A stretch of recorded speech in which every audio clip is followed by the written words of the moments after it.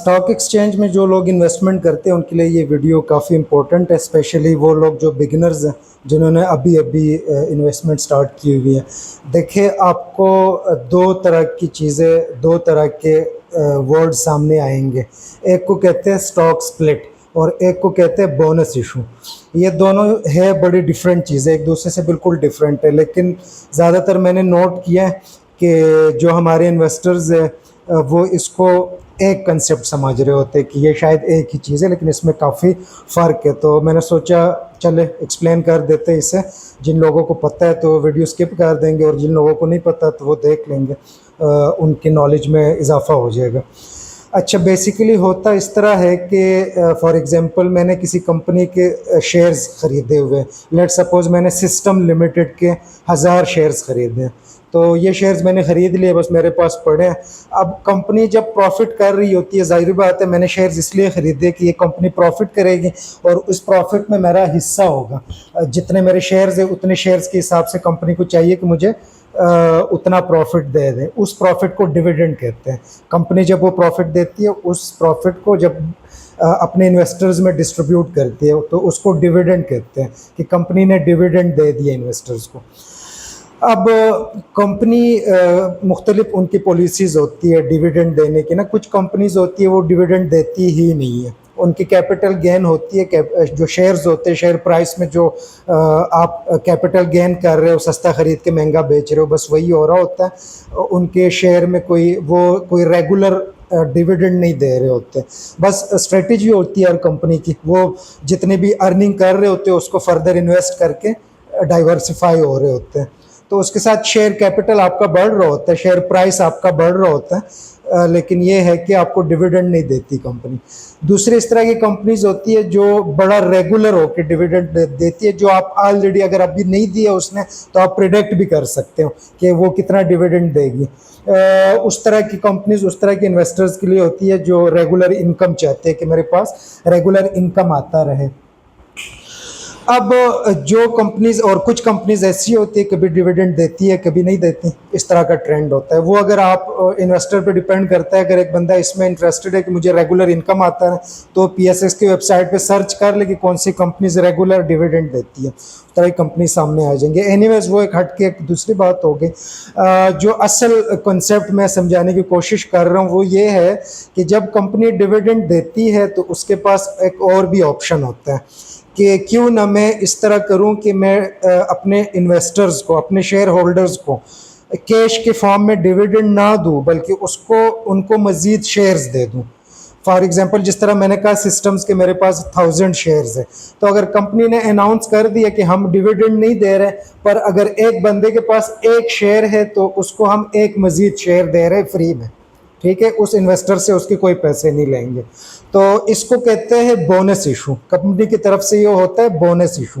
अब bonus issue पे company को क्या फ़र्क पड़ता है, कंपनी को फ़ायदा क्या होता है और इन्वेस्टर पे क्या फ़र्क पड़ता है? देखिए, जब कंपनी बोनस इशू कर रही होती है ना तो उसके साथ वो जो प्राइस है उसको एडजस्ट कर देती है। एडजस्ट किस तरह करती है? कंपनी इस तरह कर रही है कि लेट सपोज, जिस तरह मैंने कहा कि 1 शेयर फॉर 1 शेयर, अगर मेरे पास 1 शेयर है तो मुझे एक मजीद शेयर मिलेगा। अगर मेरे पास 1000 शेयर है तो मुझे 1000 मजीद शेयर मिलेंगे। अब लेट सपोज कंपनी का शेयर प्राइस जो है वो 100 है, तो जब कंपनी बोनस इशू करती है तो प्राइस को एडजस्ट कर देती है।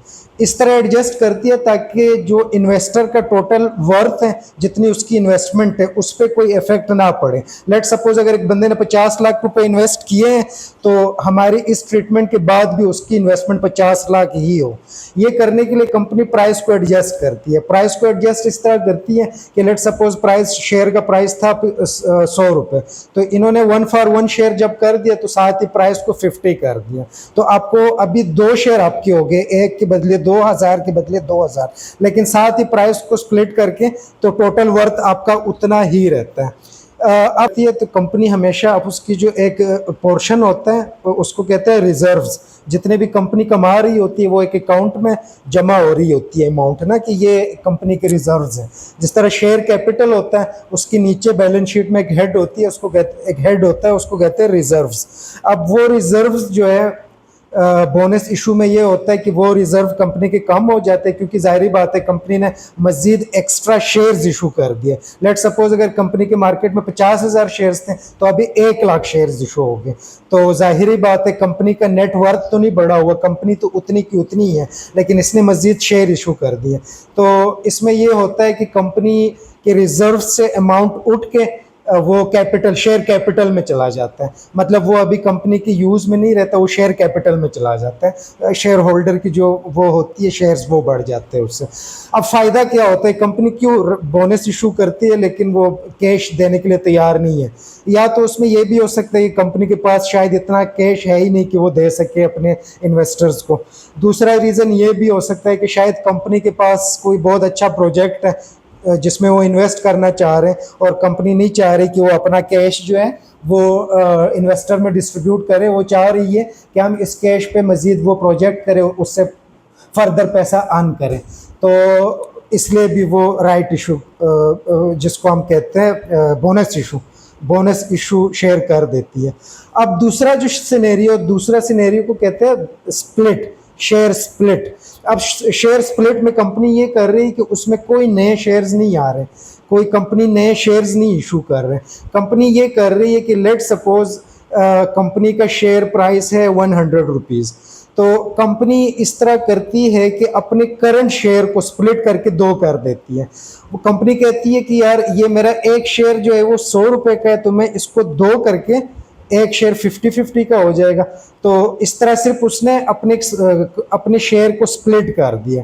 अब स्प्लिटिंग क्यों करती है कंपनी? जिस तरह बोनस इशू का मैंने कह दिया कि कंपनी इसलिए करी कि वो नहीं चाहती कि मेरे से कैश जाए, तो इसलिए वो कैश को होल्ड करके तो अपने इन्वेस्टर्स को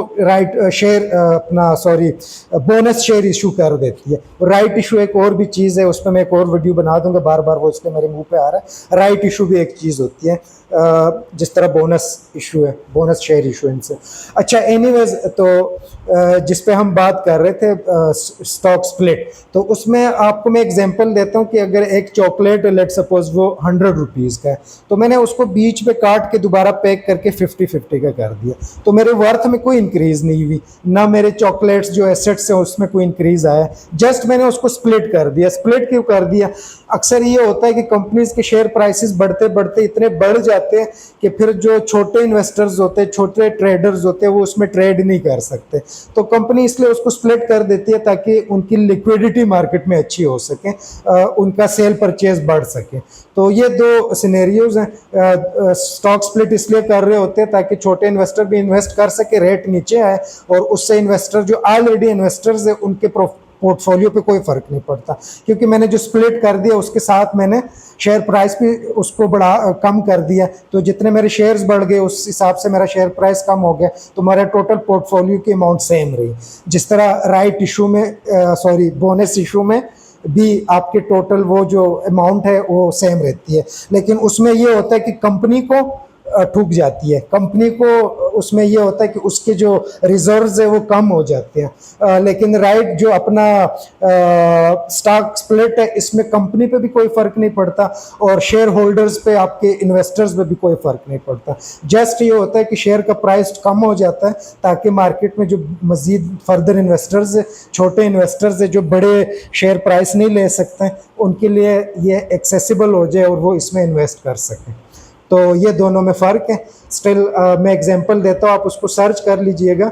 सिस्टम्स लिमिटेड ने मेरे ख्याल में फर्स्ट क्वार्टर में स्टॉक स्प्लिट किया हुआ है अपना, वो सिनेरियो देख लीजिएगा, उससे आपको काफ़ी चीज़ें क्लियर हो जाएंगी। इसके अलावा मेरे ख्याल में कोई 5-10 दिन पहले टाटा सीमेंट जो है उन्होंने भी स्टॉक स्प्लिट किया हुआ है, तो वो सिनेरियो भी आप लोग देख लीजिएगा। उससे इन चीज़ों से काफ़ी फ़ायदा होता है। अगर आप इन्वेस्ट कर रहे हैं स्टॉक एक्सचेंज में तो इन चीज़ों का आपको पता होना चाहिए, तभी आप जाके पैसे कमा सकेंगे।